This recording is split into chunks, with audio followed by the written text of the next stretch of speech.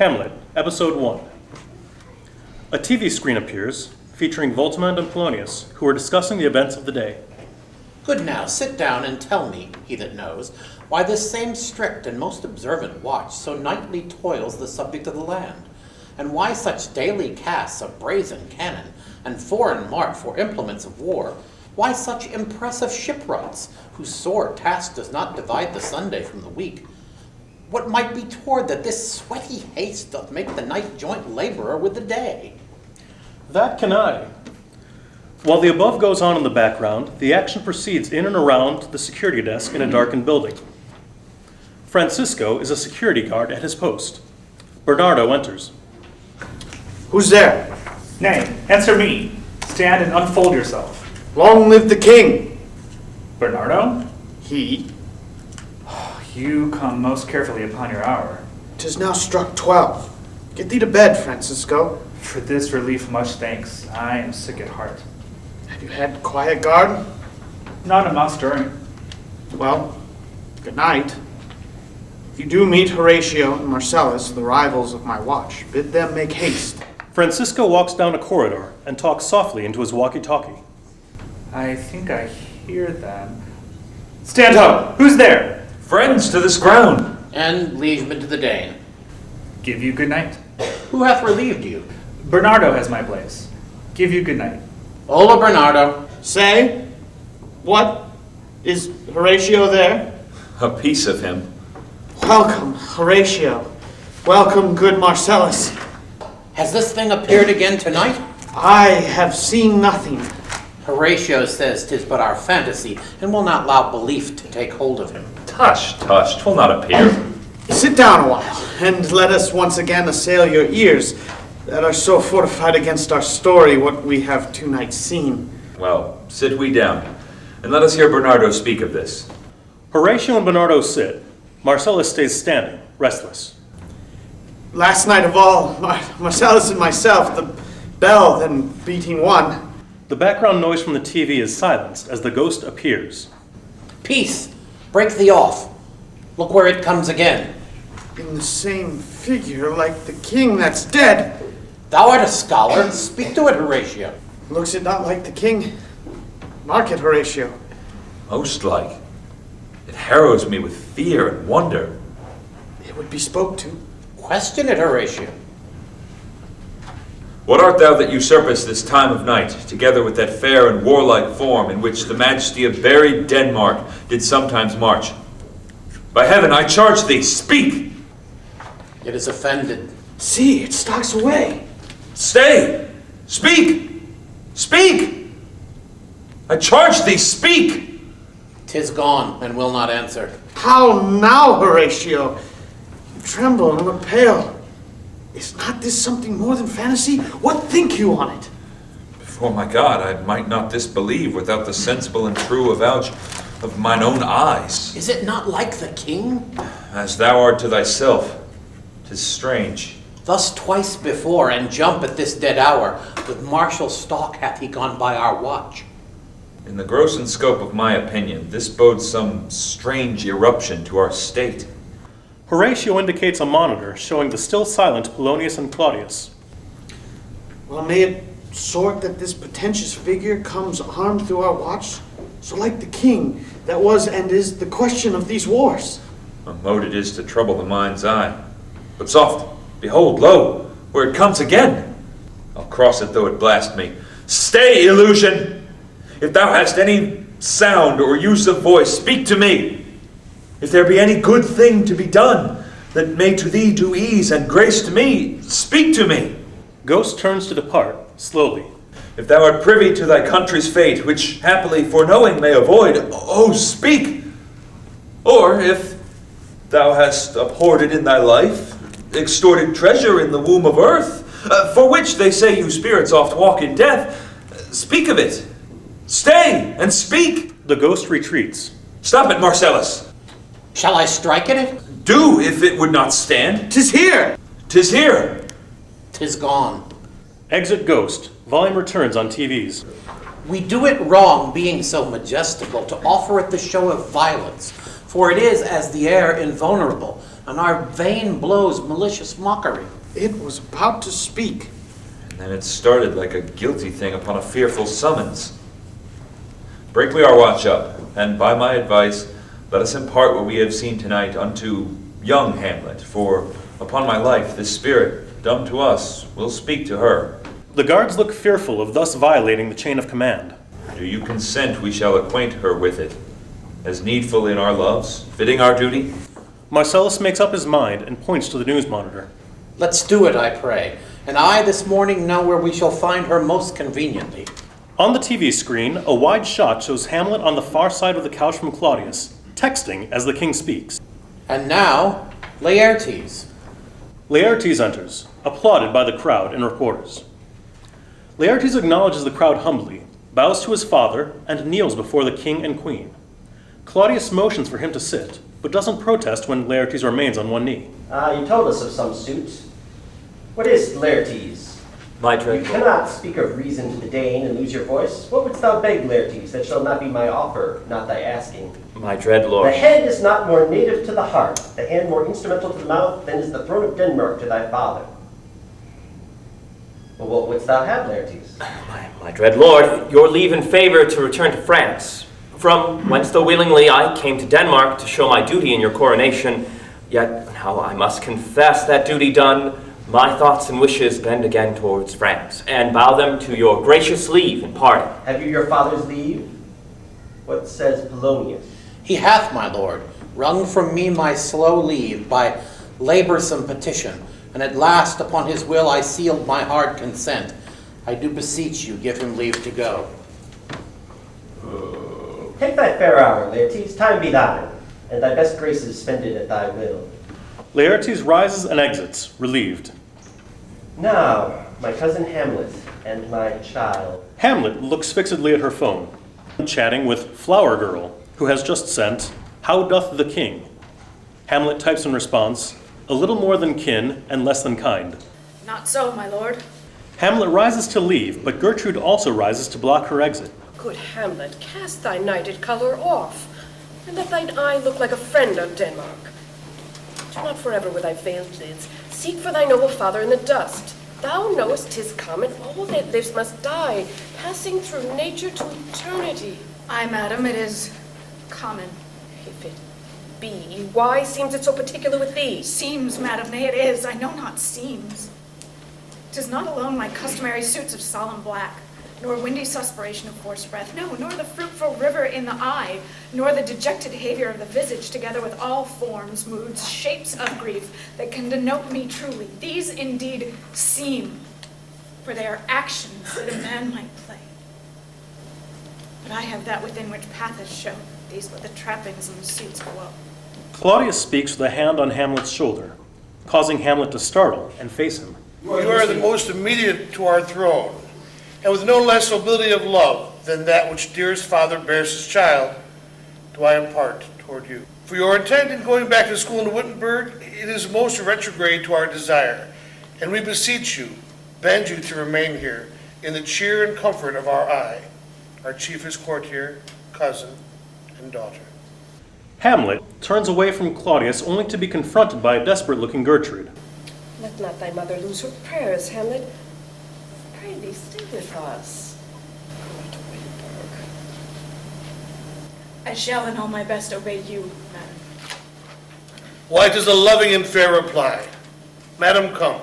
This gentle and unforced accord of Hamlet sits smiling to my heart, in grace whereof no jocund health that Denmark drinks today, but the great cannon to the clouds shall tell.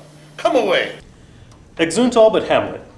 Marcellus starts forward, but Horatio urges him to wait until everyone has filed out.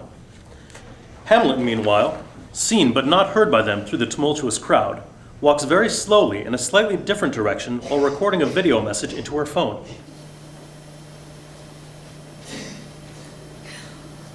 Oh, that this too solid flesh would melt, thaw, and resolve itself into a dew. Or that the everlasting had not fixed his cannon against self-slaughter. God, how weary, stale, flat, and unprofitable seem to me all the uses of this world. Fine, not fine. That it should come to this. 2 months dead, no, nay, not so much, not 2. So excellent a king that was to this, Hyperion to a satyr, so loving to my mother, that he might not beteem the winds of heaven visit her face too roughly, heaven and earth, must I remember. Why she would hang on him, as if increase of appetite had grown by what it fed on. And yet, in a month, let me not think on it, frailty, thy name is woman, a little month, or ere those shoes were old with which she followed my poor father's body like Niobe, all tears, why she, God, a beast that wanted discourse of reason would have mourned longer, married with my uncle, my father's brother, but no more like my father than I to Hercules. Within a month, ere yet the salt of most unrighteous tears had left flushing in her galled eyes, she married, almost wicked speed, to post with such dexterity to incestuous sheets, it is not, nor it cannot come to good. Hamlet automatically glances ahead of herself in the direction of Horatio and the guards, without registering who they are. But break my heart, for I must hold my tongue. Hamlet passes Horatio and guards. Hail to your ladyship. I'm glad to see you well. Hamlet sees Horatio on the phone's view screen, standing behind her, at a loss for words. Ratio, or I do forget myself. The same, my lady, and your poor servant ever. Sir, my good friend, I'll change that name with you. And what make you from Wittenberg, Horatio? Marcellus? My good lady. I'm very glad to see you. Good even, sir. But what, in faith, make you from Wittenberg? Truant disposition, good my lady. I would not hear your enemy say so, nor shall you do mine ear the violence to make a truster of your own report against yourself. I know you are no truant. But what is your affair in Elsinore? We'll teach you to drink deep ere you depart. My lady, I came to see your father's funeral. I pray thee do not mock me, fellow student. I think it was to see my mother's wedding. Indeed, my lady, it followed hard upon. Thrift, Horatio. The funeral baked meats did coldly furnish forth the marriage tables. Would I had met my dearest foe in heaven, or ever I had seen that day, Horatio. Hamlet stops, pondering into the emptiness. My father. Methinks I see my father. Where, my lady? In my mind's eye, Horatio. He was a goodly king. He was a man. Take him for all in all. I shall not look upon his like again. My lady, I think I saw him yesternight. Saw? Who? My lady, the king, your father. The king? My father. Season your admiration for a while with an attent ear, till I may deliver, upon the witness of these gentlemen, this marvel to you. For God's love, let me hear. 2 nights together had these gentlemen, Marcellus and Bernardo, on their watch, in the dead vast and middle of the night, been thus encountered. A figure like your father. This to me in dreadful secrecy in part they did, and I with them the 3rd night kept the watch, where, as they had delivered both in time, form of the thing, each word made true and good, the apparition comes. I knew your father. These hands are not more like. Did you not speak to it? My lady, I did, but answer made it none. Yet once methought it lifted up its head and did address itself to motion, like as it would speak. But even then it shrunk in haste away and vanished from our sight. 'Tis very strange. As I do live, honored lady, 'tis true. And we did think it writ in our duty to let you know of it. What, looked he frowningly? A countenance more in sorrow than in anger. Pale or red? Nay, very pale. And fixed his eyes on you? Most constantly. His beard was grizzled, no? It was, as I have seen it in his life, a sable silvered. I would I had been there. It would have much amazed you. Very like. Stayed it long? While one with moderate haste might tell 100. Longer. Not when I saw it. Indeed, sirs. But this troubles me. Hold you the watch tonight? We do, my lady. I will watch. Perchance 'twill walk again. I warrant it will. If it assume my noble father's person, I'll speak to it, though hell itself should gape and bid me hold my peace. I pray you all, if you have hitherto concealed this sight, let it be tenable in your silence still. And whatsoever else shall hap tonight, give it an understanding, but no tongue. I will requite your loves, so fare you well. Upon upon the platform, twixt 11 and 12, I'll visit you. Our duty to your honor. Your loves, as mine to you. Farewell. Exeunt all but Hamlet, who starts a new recording. My father's spirit in arms. All is not well. I doubt some foul play. Would the night were come. Till then, sit still, my soul. Foul deeds will rise, though all the earth overwhelm them to men's eyes. Hamlet ends the recording, lingers a moment between send and save, and chooses save. Scene, outside Polonius' house. Enter from within Laertes and Ophelia. Ophelia is looking at her phone, watching the tail end of Hamlet's first message, ending with him seeing Horatio, to which Ophelia responds enigmatically. While this is happening, Laertes enters and stands over Ophelia, who does not notice him until he is right next to her and has seen what she was watching. My necessaries are embarked, farewell. And sister, as the winds give benefit, and convoy as assistant, do not sleep, but let me hear from you. Do you doubt that?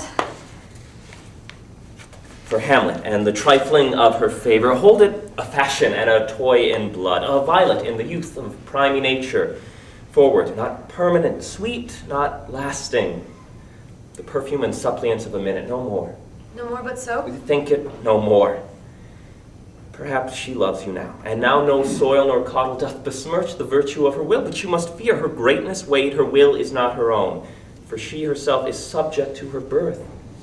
She may not, as unvalued persons do, carve for herself, for on her choice depends the safety and health of this whole state, and therefore must her choice be circumscribed unto the voice and yielding of that body whereof she is the head.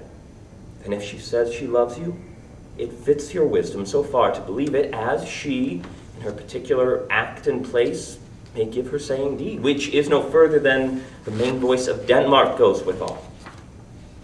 And weigh what loss your honor may sustain, if with too credent ear you list her song, or lose your heart, or your chaste treasures open to her unmastered importunity. Fear it, Ophelia, fear it, my dear sister, and keep you in the rear of your affections, out of the shot and danger of desire. Virtue itself scapes not calumnious strokes. Be wary then. I shall the effect of this good lesson keep, as watchman to my heart, but good, my brother, do not as some ungracious pastors do show me the steep and thorny way to heaven, whilst like a puffed and reckless libertine, himself the primrose path of dalliance treads, and recks not his own reed. Oh, fear me not. They laugh, then stop with the sound of a door opening. Polonius leads a camera crew, and everything he says is 2/3 for them. I stay too long, but here my father comes. Laertes smiles for the camera. A double blessing is a double grace. Occasion smiles upon a second leaving. Yet here, Laertes, aboard, for shame. The wind sits in the shoulder of your sail, and you are stayed for. Polonius briefly but ceremonially puts his hand on Laertes' head. There, my blessing with thee. Laertes starts to leave, but Polonius keeps the show going. And these few precepts in thy memory, see thou character, give thy thoughts no tongue, nor any unproportioned thought his act. Be thou familiar, but by no means vulgar. Those friends thou hast and their adoption tried, grapple them to thy soul with hoops of steel, but do not dull thy palm with entertainment. Of each new-hatched, unfledged comrade, beware. Of entrance to a quarrel, but being in it. Bear that the opposed may beware of thee. Give every man thy ear, but few thy voice. Take each man's censure, but reserve thy judgment. Costly thy habit as thy purse may buy, but not expressed in fancy, rich, not gaudy, for the apparel oft proclaims the man. Neither a borrower nor a lender be, for loan oft loses both itself and friend, and borrowing dulls the edge of husbandry. This above all, to thine own self be true, and it must follow as the night the day, thou canst not then be false to any man. Farewell, my blessings season this in thee. Most humbly do I take my leave, my lord. This time invites you to go. Laertes embraces Ophelia and attempts to talk to her confidentially. Polonius notices and screens them from the camera crew. Farewell, Ophelia, and remember well what I have said to you.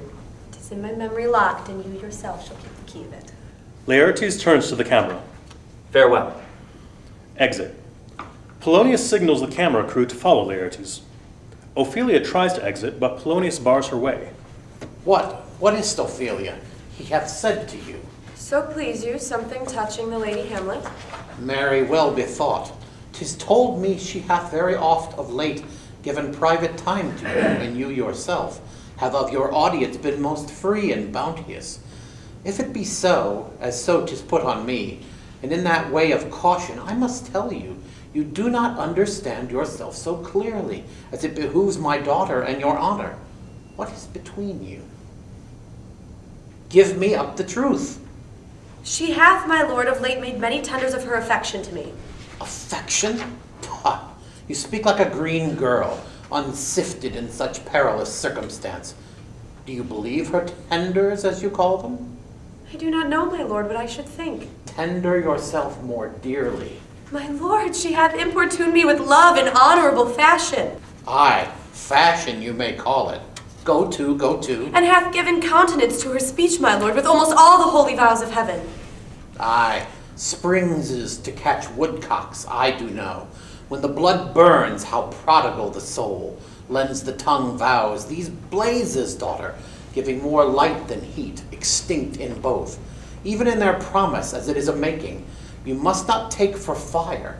From this time be somewhat scanter of your maiden presence. For Lady Hamlet believes so much in her that she is young, and with a larger tether may she walk than may be given you. Ophelia, on the verge of tears, starts to leave. Polonius takes her by the arm, and she stops. This is for all. I would not in plain terms from this time forth have you so slander any moment's leisure as to give words or talk with the Lady Hamlet. Look to it, I charge you. Come your ways. I shall obey, my lord. Scene, the platform. Some of the TVs show revelry as the court has a party. Hamlet, Horatio, and Marcellus wait. Hamlet pacing. What hour now? I think it lacks of 12. No, it is struck. Indeed? I heard it not. A flourish of trumpets and ordnance shot off within. What does this mean, my lady? The king doth wake tonight and takes his ruse, keeps wassail and the swaggering upspring reel. And as he drains his draughts of Rhenish down, the kettle drum and trumpet thus bray out at the triumph of his pledge. Is it a custom? Aye, marry it is. But to my mind, though I am native here and to the manner born, it is a custom more honored in the breach than the observance. This heavy-headed revel east and west makes us traduced and taxed of other nations. They clep us drunkards, and indeed it takes from our achievements, though performed at height, the pith and marrow of our attribute. The sound of revelry dies away as the ghost appears. Look, my lady, it comes! Angels and ministers of grace defend us. Be thou a spirit of health or goblin damned, bring with thee airs from heaven or blast from hell, be thy intents wicked or charitable, thou comest in such a questionable shape that I will speak to thee. I'll call thee Hamlet.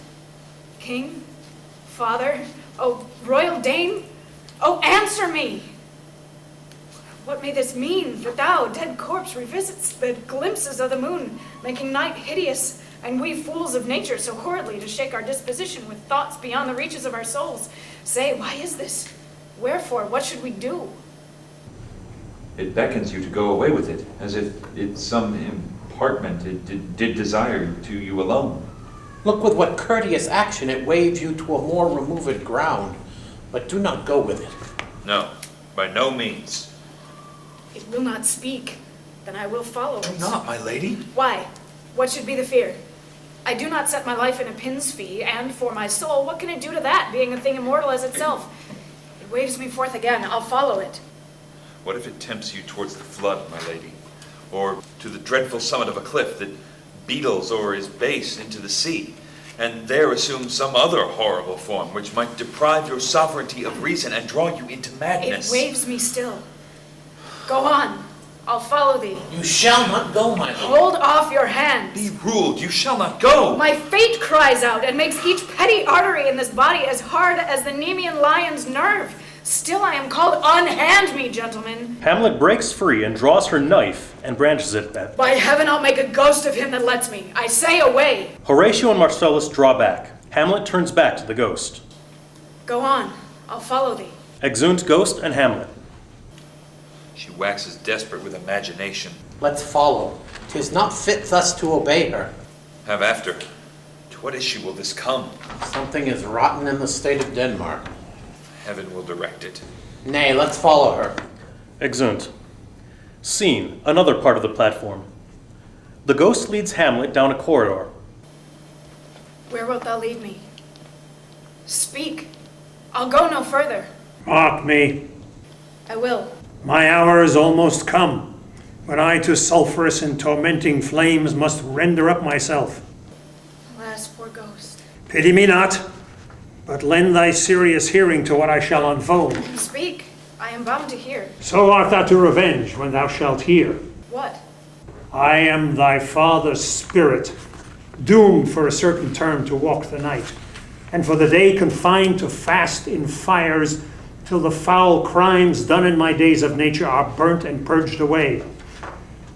But that I am forbid to tell the secrets of my prison house. I could a tale unfold whose lightest word would harrow up thy soul, freeze thy young blood, make thy two eyes like stars start from their spheres, thy knotted and combined locks to part, and each particular hair to stand on end like quills upon the fretful porpentine, that this eternal blazon must not be to ears of flesh and blood.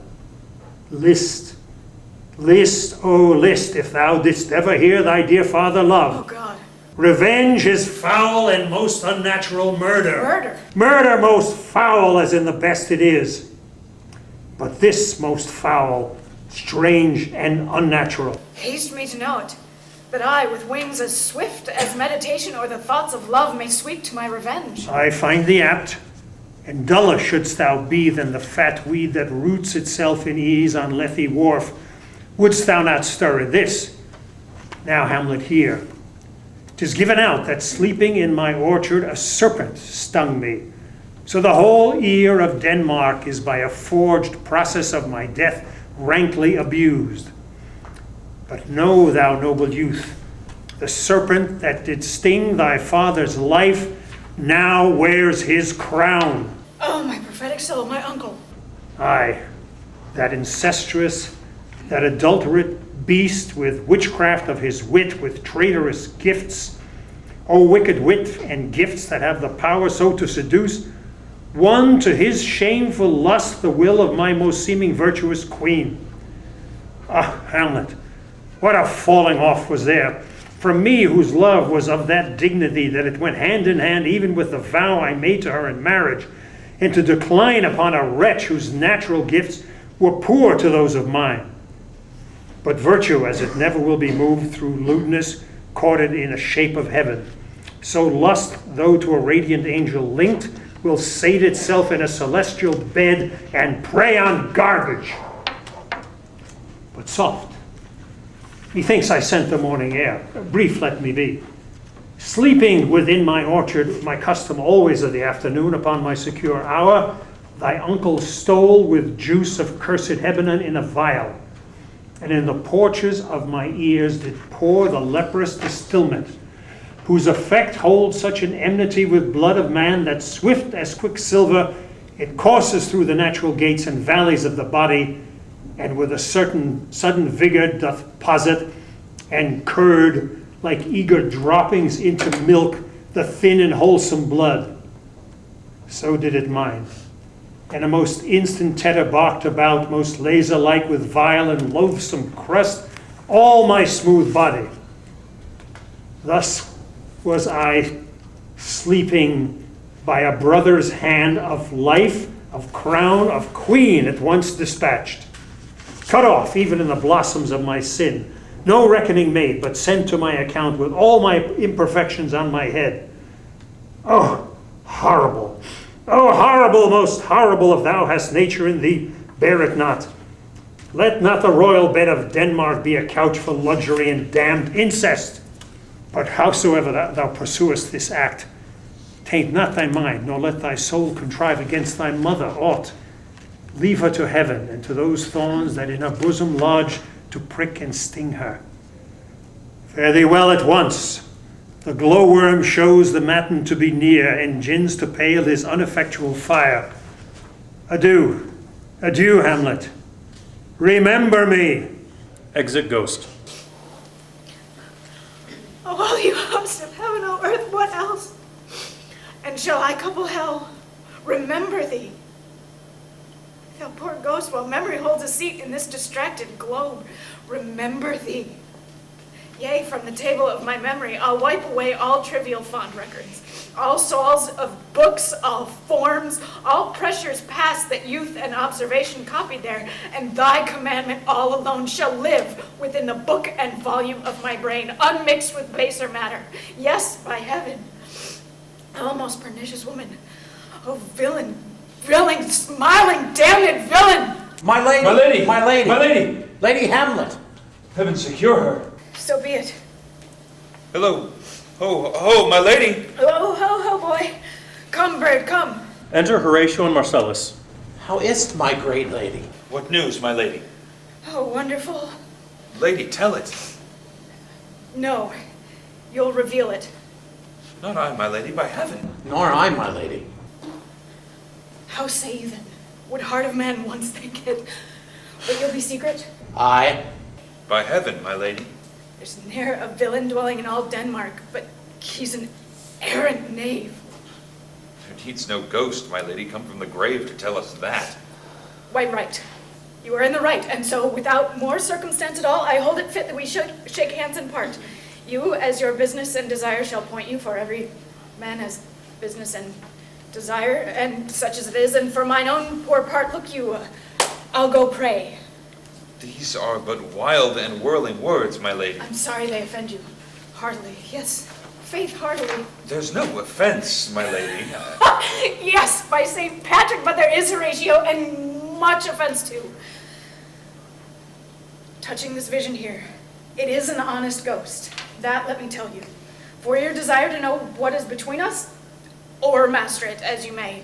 And now, good friends, as you are friends, soldiers and scholars, give me one poor request. What is it, my lady? We will. Never to make known what it is you have seen tonight. My lady. We will not. Nay, but swear it. In faith, my lady, not I. Nor I, my lady, in faith. Upon my sword. We have sworn, my lady, already. Indeed, upon my sword, indeed. Swear. Boy, sayest thou so? Art thou there, true Penny?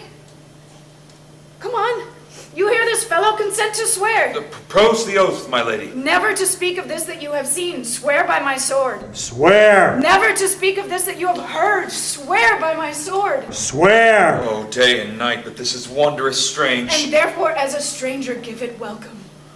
There are more things in heaven and earth, Horatio, than are dreamt of in your philosophy.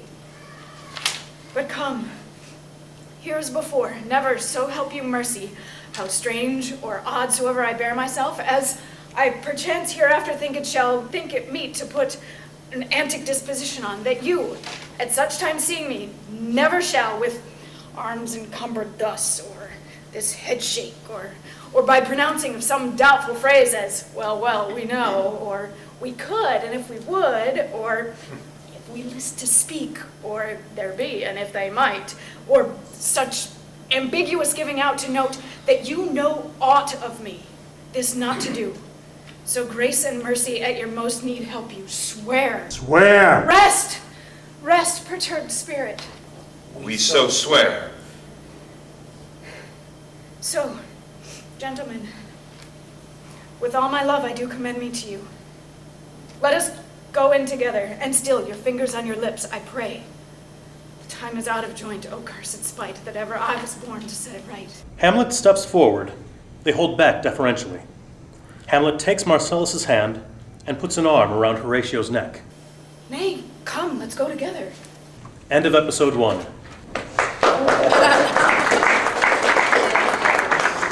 Thank you, everyone. It'll be 5 minutes.